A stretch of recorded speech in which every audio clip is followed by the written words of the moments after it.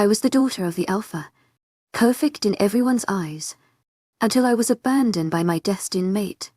Chapter 16. The pain that has consumed me for days finally transmutes into a searing anger. It's been 2 weeks since the gathering, and Finn's absence only fuels my rage. I'm furious at him, yet the killing bond in my chest betrays me, forcing me to worry about the very man who shattered my world. The contradiction makes me even angrier. But today is different.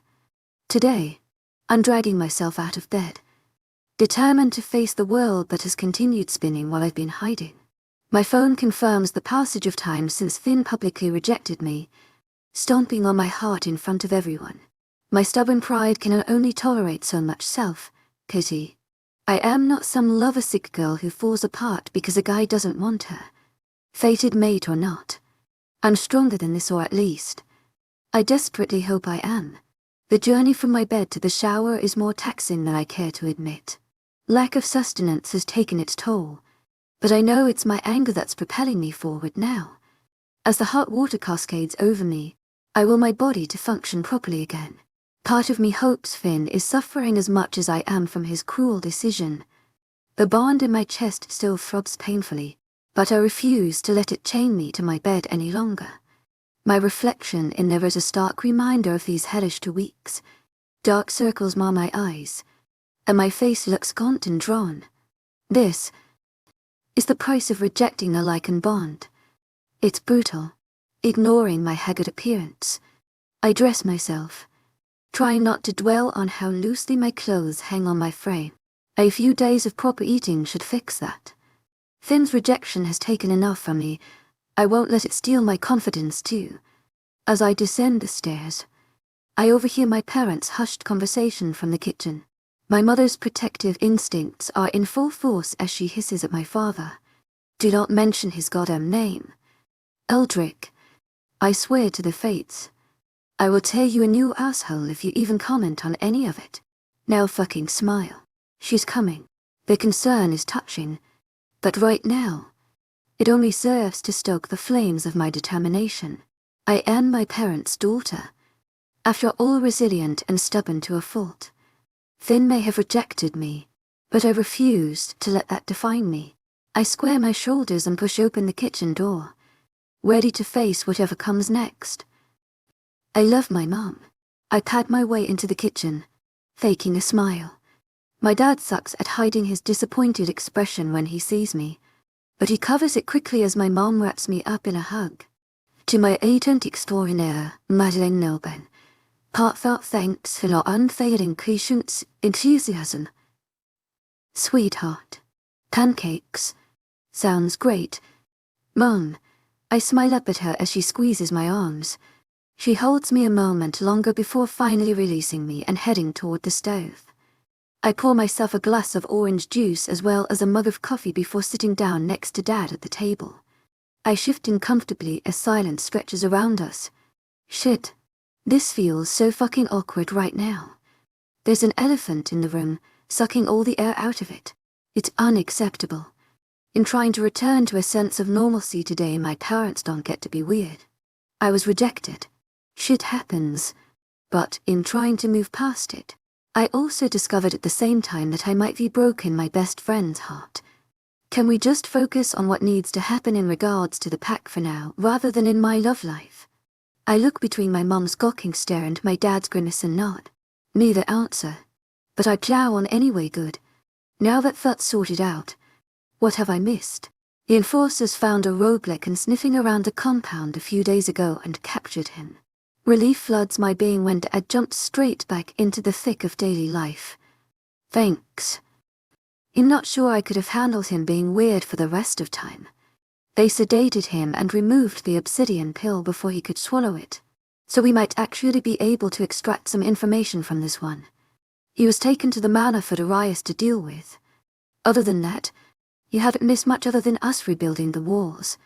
We're secure again, and we've started drawing up blueprints for a new second perimeter wall in line with the expansion we have planned. Okay, what do you need my help with? I ask, hoping like hell there's something for me to do. I want nothing more than to keep myself too busy to think right now. Anything that can be a distraction from the ache in my chest will do.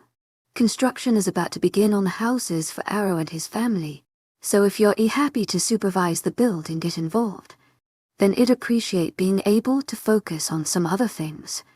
I can totally do that. I give him a smile, and even if it looks as fake as it feels, it's something at least. Enough shop talk. Eat up. My mom coos as she slides the biggest stack of chocolate chip and cakes I think I've ever seen in front of me. My stomach growls as the smell hits me, and I groan a little. I might not have wanted food much lately, but I'm still a Lycan, and anger can only fuel me so much.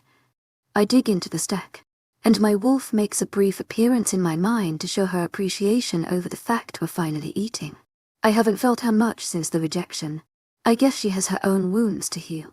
If her pain is anything like mine, I understand it entirely. I've retreated, so it makes sense that she has to. My mom smiles wildly as she sits opposite me once she's made plates for herself and Dad. I devour the pancakes, feeling beyond bloated by the time I'm done. It's not my favorite feeling, but at least it's something other than despair. That was amazing. Thanks. Mom, anytime. Sweetie, do you want any more? She looks almost hopeful, but I shake my head. I am literally beyond full. Like, I might be sick, but I promise I'll make myself something to take with me today for lunch while I'm helping with the build. But then a nasty thought hits me at the reminder of work. Shit. Did Lacey cover my shifts at the cafe? Is she expecting me in? Corley is covering for you, sweetheart. Mom says softly. Lacey said you can go back when you're ready. I let out a small sigh of relief. I might be determined to get back out into the world, but I'm not sure I can take the cafe that doubles as the town gossip mill on the best of days. Today is not one of the best days, so I can only imagine what's churning for the grapevine at the cafe. Okay, then I'm going to get my stuff together and head over to the build site. I assume it's where we said it would be. My dad nods and ults in answer to my question while he chows down on his pancakes and bacon, and I can't help but smile a little. I can totally do this. Life might not be quite the same, but I can do this. Right. To say my day has been exhausting might just be the understatement of the goddamn century. It's not just the actual physical work or dealing with problems that shouldn't be problems when people are being too goddamn stupid to see past their own idiocy. It's the whispers and the looks of pity, on top of the fact that I look rough as fuck, that really do it for me. Yeah, I'm about done. Which is why it's 3 in the afternoon and I'm trudging up the stairs to my room with my phone in hand to text Stella. I need BFF therapy. Me, I need you. You free tonight? Stella, I will always be free for you. I'll head over after my patrol. Me, sweet. Sounds perfect. I pocket my phone and flop face down on my bed, wondering again why I haven't pushed harder for my own place. All that does is send me into a spiral over everything that's happened over the last few weeks. Way to go. Ugh. My phone buzzes again, and I pull it out expecting another text from Stella. My heart breaks all over again at the message flashing up at me from the screen. Caspian, I miss you, me. I'm sorry, Caspian. You have nothing to be sorry about. The fate screwed with us. You're still the most important person in my life. That's not going to change. Me, until you find your mate. I hate how whiny and bitchy that message sounds, so I try to respond. But those 3 little dots keep bouncing in the corner of my screen, stopping me from saying anything else. In being selfish, and I know it. Me sorry. In being a bitch. Are you okay? Caspian, you have nothing to be sorry about. Aurora. And even if when I find my mate, you're still going to be one of the most important people in my life. I'm fine. But more importantly, how are you? Me, I left the house today, so in taking it as a win.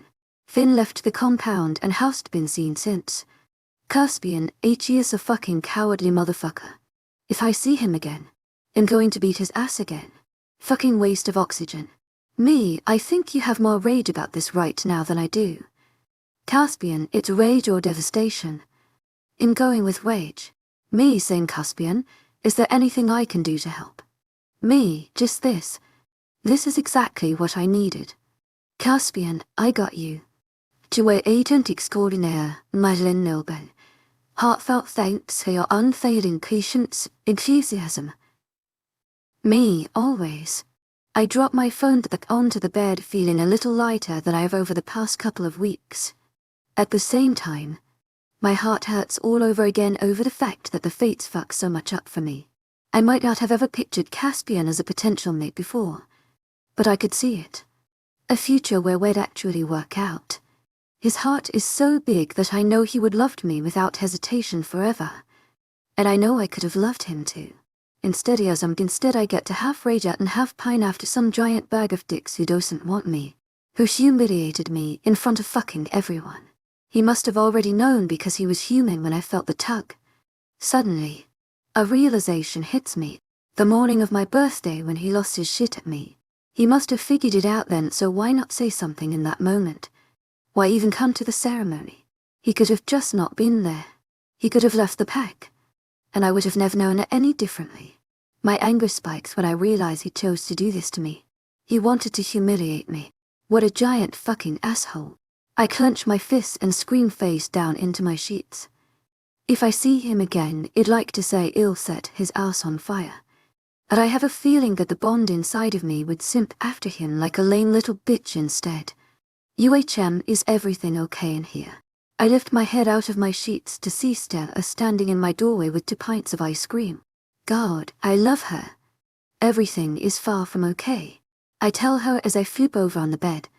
She drops down beside me, offering one of the pints of ice cream as she says, "Well, then I guess it's good that I bought ice cream." Hell yes it is. I sit up and take the pint of the double chocolate Rocky Road from her and prepare myself to fully eat my feelings. I cradle the ice cream like the treasure it is as we make a pillow fort on the floor at the end of my bed like usual. We pick at Rue Crime documentary and stuff our faces with ice cream while I explain to her my realizations about Finn. That bag of shit.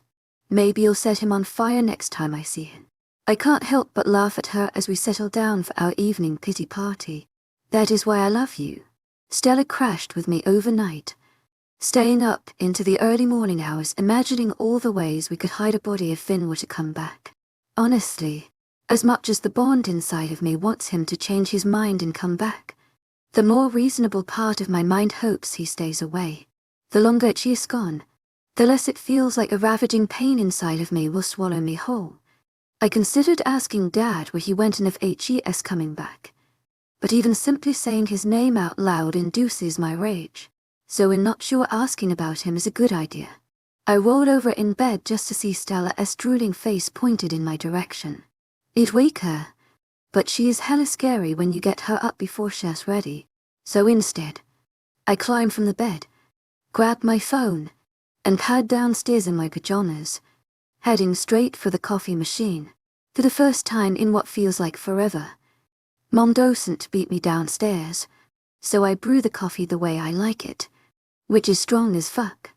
The coffee percolates slowly, filling the kitchen with the heavenly smell of a strong dark roast. I pull a mug from the cabinet and wait impatiently for the coffee to finish brewing. Once it does, I pour myself a mug and head out to the backyard. Curling up with the cup of caffeinated goodness, my skin starts to itch, and I can feel my wolf foiling restlessly just beneath the surface. Fuck it.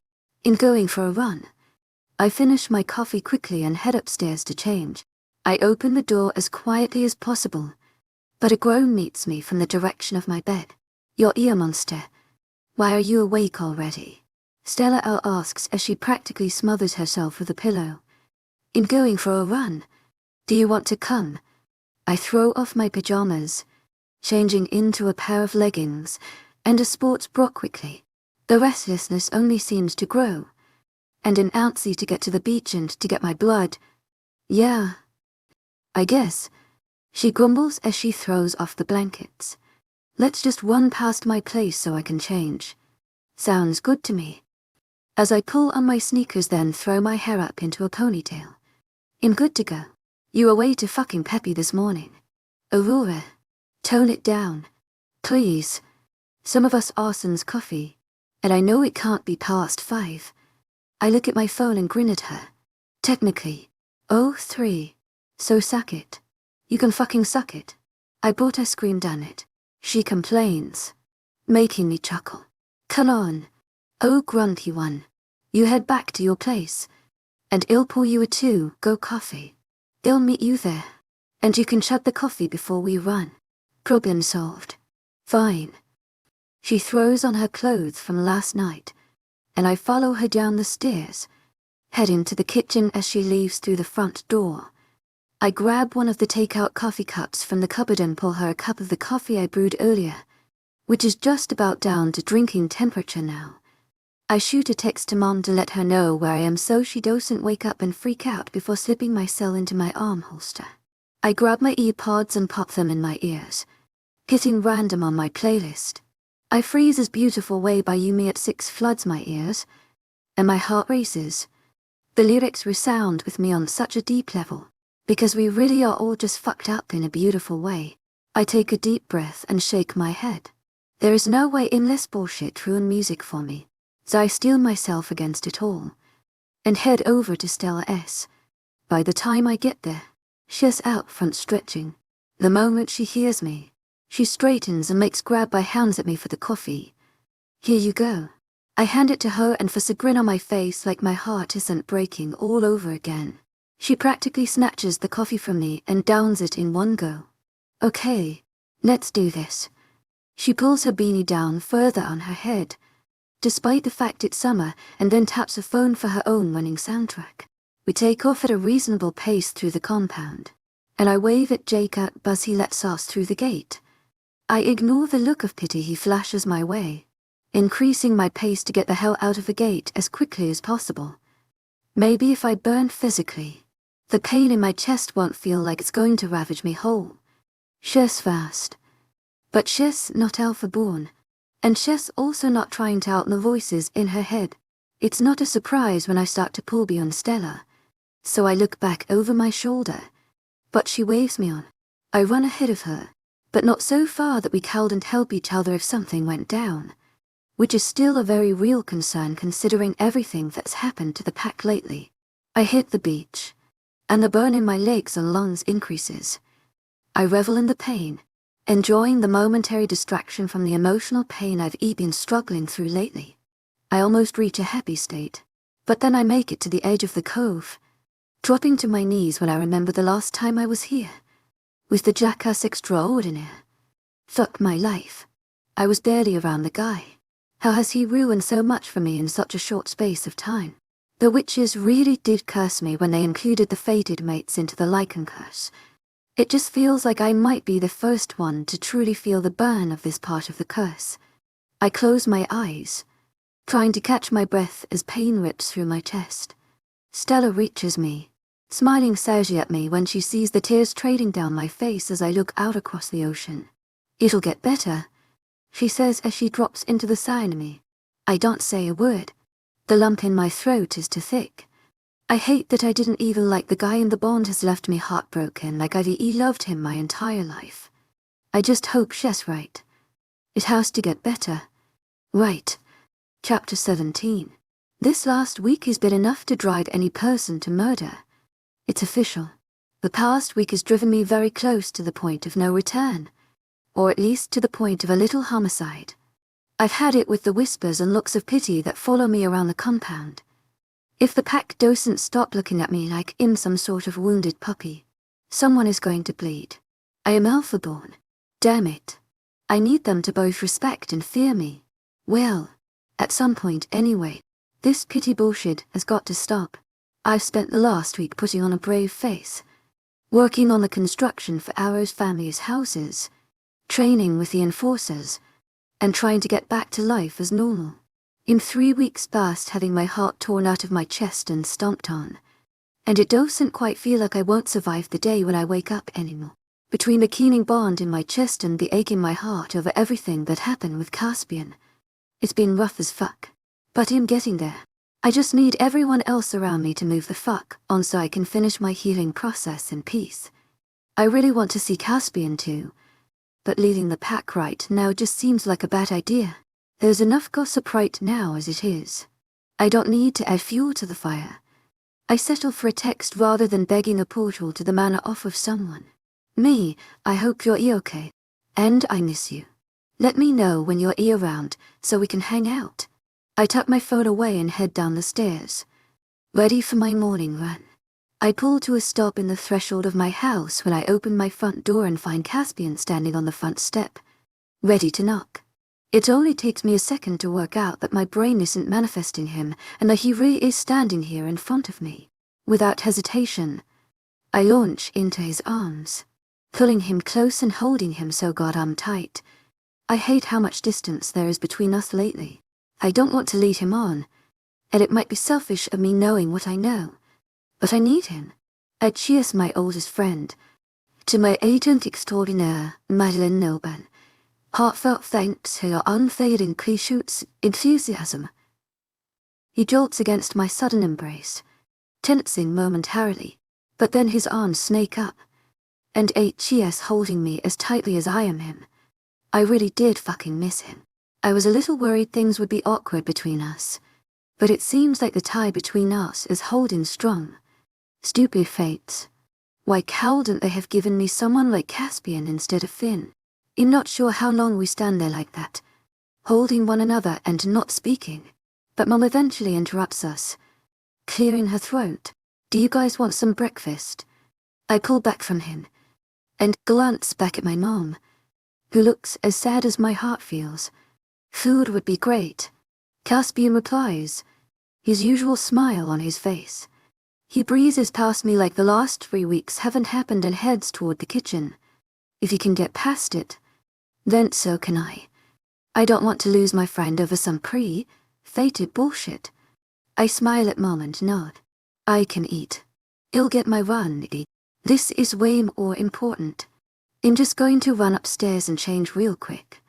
She nods at me, and I take the stairs 2 at a time, eager to get back to the comfort of being near my best friend. It doesn't take long to change as I swap my running gear for denim cut, a white tank top, and a black shirt to cover my shoulders. I head back downstairs to find my mom crying with laughter while Caspian grins at her. What did I miss? I smile, feeling lighter than I have in weeks. I hadn't realized how much I fed on his carefree spirit in the past. I guess with everything going on lately, I need his sunshine more than I realized.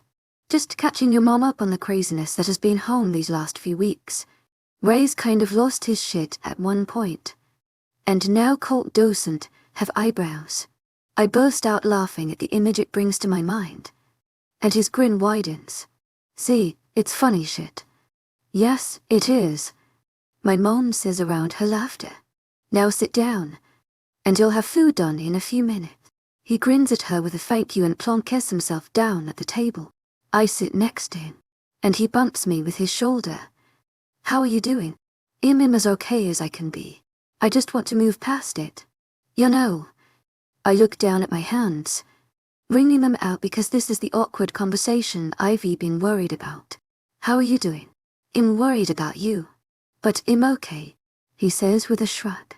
It is what it is, but this doesn't change anything between us. You're still my person. I lean my head on his shoulder, very aware that my mom is pretending not to watch or listen to us. You're my person too. He sighs and leans his head on mine as we watch my mom cook. We sit like that, with his head on top of mine and his earthy scent wrapping around me, until Mom brings breakfast over and my dad wanders down to join us. The rest of breakfast is like the last few weeks never happened, and it's everything I didn't know I needed. I feel calmer than I have in several weeks. Are you sticking around for long? My dad asks, and I finally tune back into their conversation. No, sir. I'm only here for the morning. My dad wants me to tag along with him as he visits the other packs. He is trying to figure out if the rogues have defected from certain packs or if they've been laying low for the last 20-odd years. His chest puffs out a little with pride. I guess Darius has been stepping up the amount of responsibility Caspian has, which absolutely tracks. He is literally the next alpha of alphas. People need to see him stepping up, even though HES as young as he is. Respect is earned, and Arias's shadow is cast wide. Makes sense. He'd been wondering that myself. Dad mutters. He pushes away from the table. He moves toward the counter, scooping up the keys to the business center as he goes. He pauses near the door. It was good to see you, but I need to go. I have to finalize the sale of the extension this morning. Well, see you soon. You can count on it. Caspian grins at him and bumps his shoulder against mine again. Speaking of, I should probably get going too. Thank you so much for breakfast. Lindra, you're more than welcome. You know our home is yours too. Mom beams back at him, and I curse the fates once more for fucking with the hopes everyone else had around the two of us. At least Finn is gone, and I don't have to see him ever again. We can all move on from it and pretend it never happened. Right. After checking in with Lacey and making sure she doesn't need me today, I head over to my dad's office. I walk in to find him pushing himself up from his desk. A determined look set over his hard features as he dismisses the rest of the men in his office. Aurora, he beams when he catches sight of me in the door. You're just the person I was coming to find. She is so cheery when he greets me that I can't help but think that the sale must have gone well. Are you free for the rest of the day? I am, and I was just coming to see if you needed me for anything. Perfect. He grins at me as Thatch and a few others leave his office, closing the door behind them. He motions for me to sit opposite him, so I drop down into one of the leather seats in front of his desk. He looks serious for a second before sighing. I know these last few weeks have been hard on you. I haven't wanted to say anything or intervene because I have no idea of knowing just how much it's truly hurting you. He pauses for a moment, his face screwed up as he chews over his words. Wow, I am really bad with words. I laugh a little at him. You're fine. Dad, we don't need to talk about it. I know, but I just wanted to let you know that this doesn't have to be the end of the world. You're one of the strongest people I know, and heartache is part of what makes us all stronger. I know that love is out there for you somewhere, but in the meantime, there is so much else out in the world for you to experience, starting with helping me with finalizing the plans for the new expansion. I was hoping you'd oversee it all once we had everything nailed down. The hope and pride in his eyes take some of the sting out of his talk about heartache and love. Sure thing. Dad, that sounds fun. His smile is downright dazzling as he claps his hands together. Perfect. It turns out that Arrow is an architect, so your decision to accept him and his family into the pack is a gift that just keeps on giving. AGS agreed to help us finalize the structural design so we don't have to hire out like we did with the homes. That sounds great. Dad, when do we get started? The sale was finalized this morning, so we'd like to get started right now if you're up for it. Before we start anything major, to my agent extraordinaire, Madeleine Nobel, heartfelt thanks for your unfading patience, enthusiasm. I do want to get the walls extended around the new land. That will take a few weeks, and after that, the hard work really begins. The thought of losing myself in something like this sounds absolutely perfect. How better to distract myself and let the pack see that I'm okay than diving into a project like this. He pulls the maps out and shows me the new boundaries again, explaining where the walls will be erected, and emphasizing the new double wall lines HES installing in response to the recent attacks. We start drawing out new plans from the ones he originally showed me, working on ways to make the compound flow a bit better than it does currently without losing too much of the forest space required for runs. If the pack keeps growing at the rate it has been, we're going to need as much space for runs as we can. It's not wrong, so I nod and we shade over the space we'd like to keep as forested land. We're going to need to knock down the current wall here, pointing to the far side of the compound on the map. But we can extend it from here to encompass the new space, meaning we can have this space back. We could use this area for the leisure center I was talking about. If we make a separate entrance for it from the main road, we could even use it as an extra revenue source from the humans. That's a brilliant idea. Aurora, his chest puffs out wide with pride, and I smile so wide my cheeks hurt. It's not like my dad isn't proud of me in general, but we've never had a moment quite like this either. Maybe he was right. Maybe what happened with Finn doesn't have to be the end of the world. Maybe it can just be something that Ivy survived. There's no reason that I can't move past it. I didn't want to find my mate yet anyway. Now I don't have to worry about it. I just need the bond in my chest to catch up with that train of thought. My wolf seems just as sad as she always has been about the whole thing, and she aches along with my bond, which makes sense, considering they're linked. I won't let this one moment define my life. To my agent extraordinaire, Madeleine Noble, heartfelt thanks for your unfading enthusiasm. I have so many other good things in my life to focus on, so that's what I'm going to do. Thanks, Dad. I think that's all we need for the day, so why don't you head off to training? I approved you and Stella for weapons training over the weekend, so I think Thatch is going to get that started today. My grin widens at the very idea of it. I've wanted to do more training ever since the weekend I spent training with Serafina, and if Dad's approved it, that means I get access to the gun range here. I jump up and head around the desk to hug him. He seems shocked but softens to the embrace after a moment. Thanks, Dad. Anything for you, Bug. I've set aside a plot so we can build you your own house too. I squeeze him tight at his words. This is the joy I've so desperately been lacking. This whole day is my turning point. In putting it out into the universe so no one can fuck with it. You're the best, Dad. Oh, I know. Bug, now get going. You don't want to be late for training. I release him and run out of the door before running back and saying thank you one more time. He laughs and waves me away, so I hurry home and change before hauling us over to the Enforcer's training field. Stella is waiting for me with a grin as wide as the one I feel splitting my face. Your dad told you? She asks when I reach her. Best freaking day. Hell yes it is. Now let's go up our body status. Shall we? Move your asses. Ladies. Time waits for no one. Let's see, a chess voice booms across the field. And I notice the other enforcers already running drills as Thatch walks in the opposite direction from us, heading to the range. We haul ass across the space after him, giving the enforcers a wide berth.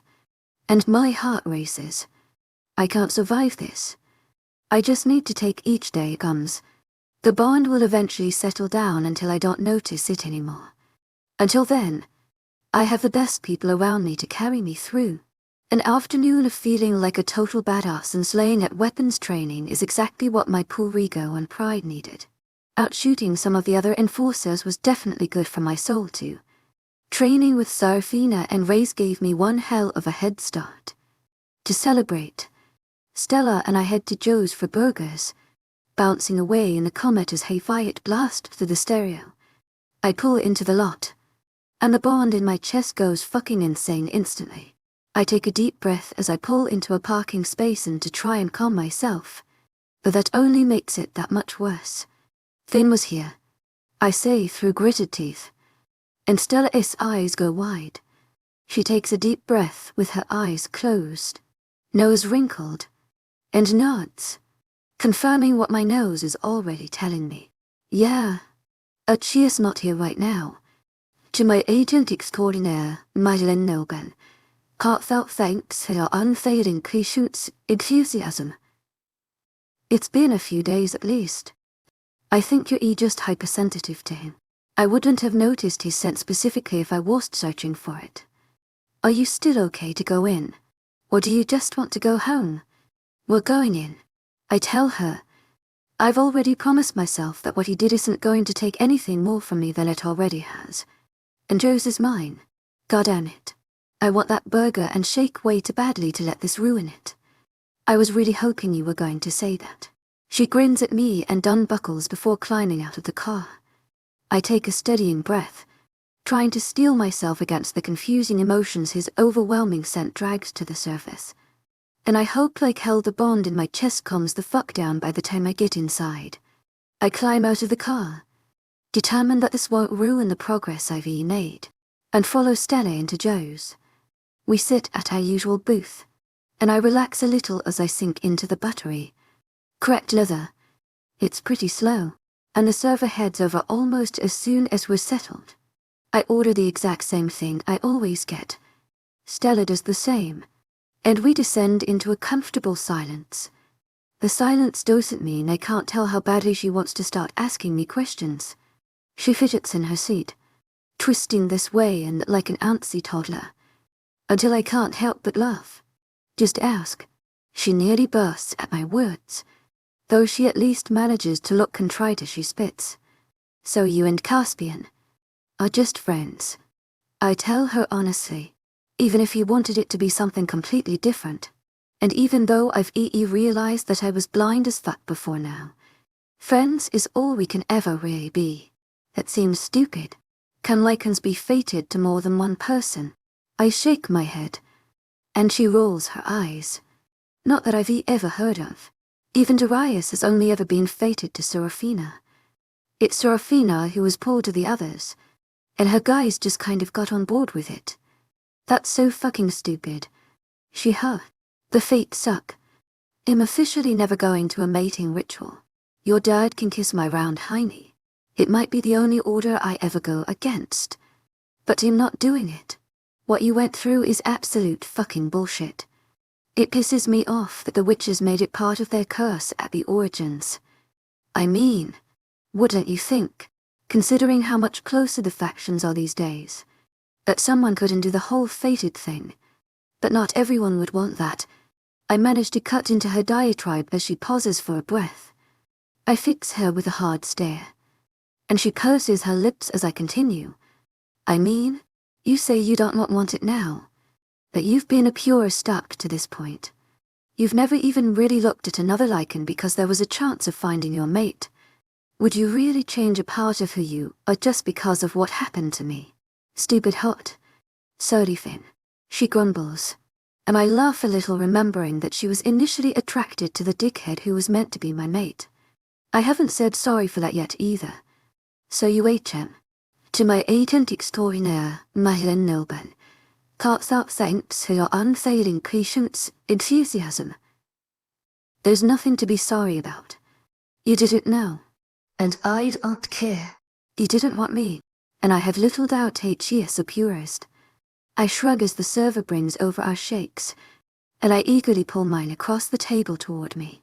Yeah, but still, she says as she stabs a straw into her own shake. I don't think I've ever seen someone moodily drink something before. But there's no other way to describe what she's doing as she leans heavily over the table and takes a long pull from the ice creamy goodness. She sits back with a huff, crossing her arms over her chest. I can't believe I ever thought that Cumshot was attractive. I'm obviously fucked in the head even worse than I realized. As for me being a purist, I've been thinking about that a lot lately. I feel like that was my mom's thing. And after everything that happened with my parents, I just sort of clung to it. I'm not sure it was ever truly a me thing. I frown at her as she takes another sip of her shake. Up until that blip with Finn, she's always been focused on the whole purist thing. I don't want what happened to me to fuck with her outlook on life. I can accept that as long as it's actually about that and not about Finn rejecting me. The words feel like ash in my mouth, but I get them out nonetheless. Stella is important to me, and this stupid bond can fuck right off. The rejection thing is the exception, not the rule. You deserve to find happiness. Stella, theft, happiness is relative. Imperfectly happy as I am now, I watch her closely, and she seems set in her decision. It's not up to me to change her mind either way. So I relent because I know more than most how much it sucks to have people preach to you about what your life should be and how you should live it. As long as you're sure, you know I'll support you no matter what. You can just be my sister, wife or something. She barks out a laugh and lifts her shake, clinking the glass against mine. Sounds like a deal. If I can put up with Caspian fucking Bennett for this many years because I love you so much, I can't think of anything that will break us. To sister, wives. To sister, wives. I laugh, lifting my glass to toast with her just as the server comes back with my burger. My dad was right. What happened to me isn't the end of the world. I have so many good things in my life, and I just have to remember that this was even something I wanted before the bond came to life inside of me. I had goals and dreams. This rejection just means I can live them out. This could be a blessing in disguise. I have my best ideas at my side, my family, and my future laid out before me. What more could a girl ask for? It's been a week since the plans were finalized for the expansion, and today's the day that work starts on the property. I literally couldn't be more excited. There's no way I could ever thank my dad enough for giving me the world's best distraction from the ridiculous ache in my chest. I spent the last 3 days with Arrow, designing what will be my new home. Today we start digging for the foundation. My little plot of land is on the border of the compound, practically being built into the forest. It's so freaking perfect. Excited isn't a strong enough word to even really describe how I feel.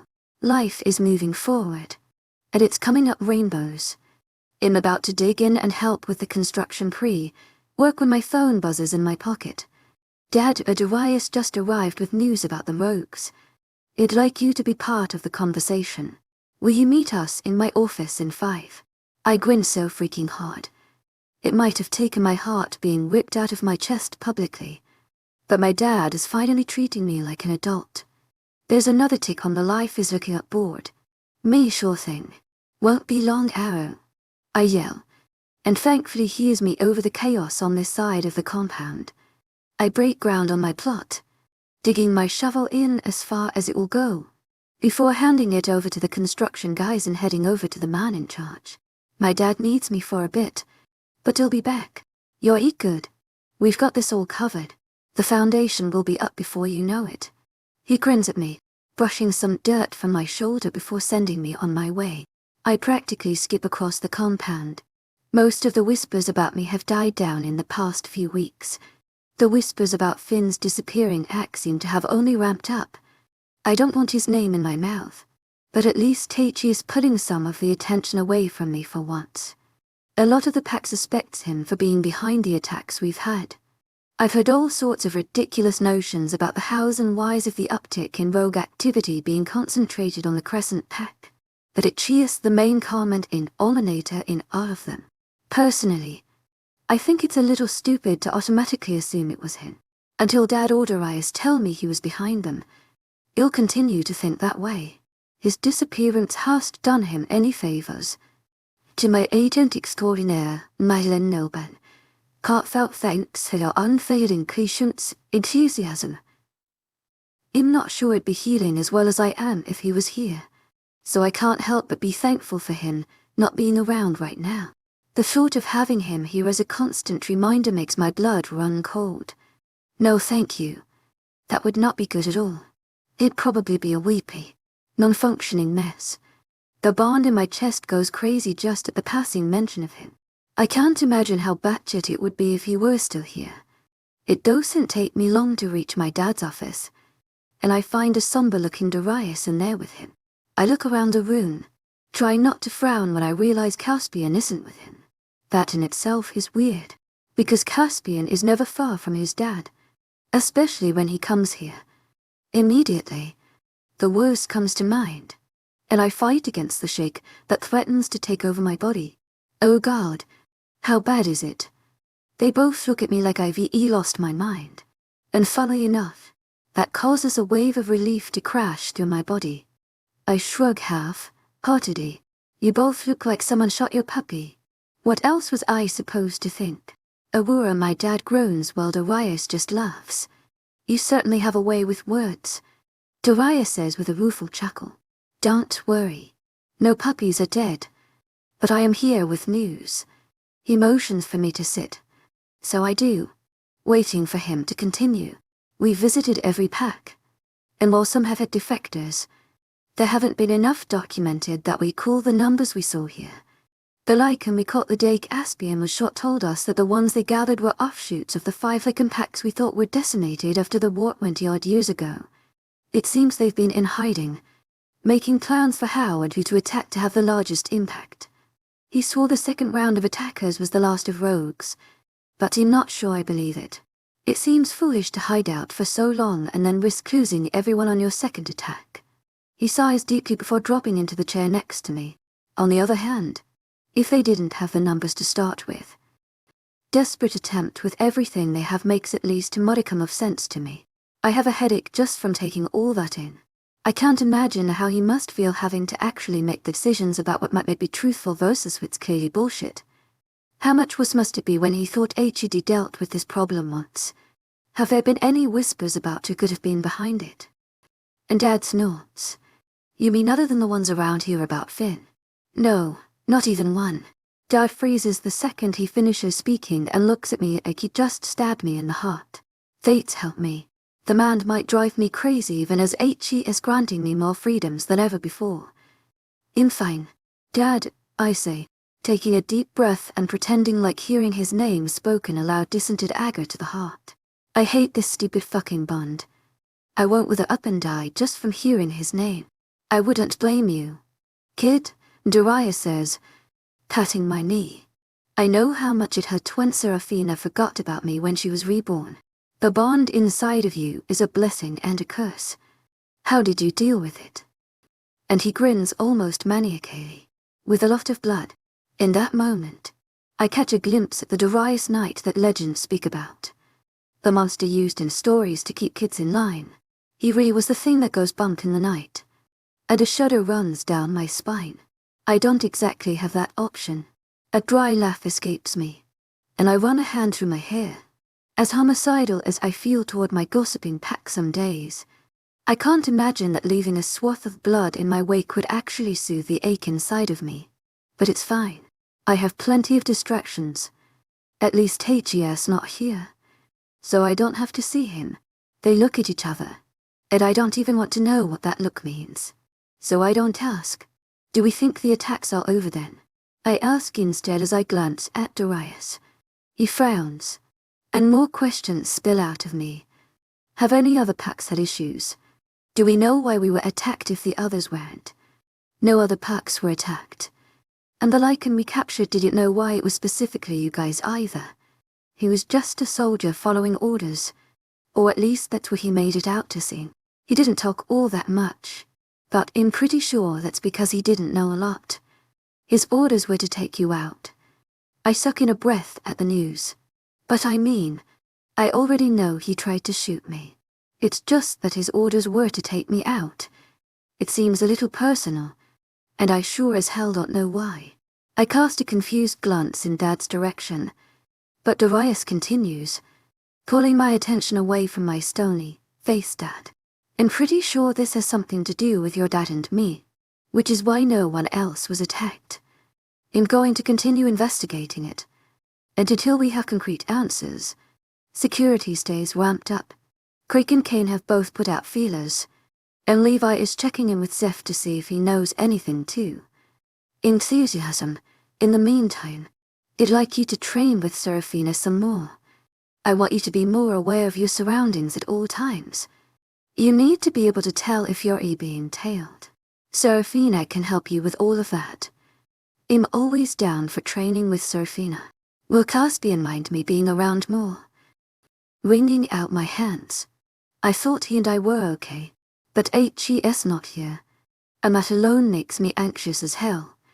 Darius' face softens, and he smiles sadly at me. He'll be fine with it. It was his idea. I blush so hard I feel my ears heat up. That's good then. So I'll see you at the man after the weekend. I grin, despite my embarrassment. And nod. It'd be stupid to turn down an opportunity to train with Seraphina again, especially if someone is trying to kill me to get back at my dad. I also want to start planning my trip around the world real soon, and if I can become a badass before then, that's just even more of a win. I'm not going to let someone trying to kill me get me down. This last month has been a living nightmare. It's just one more thing to add to the list.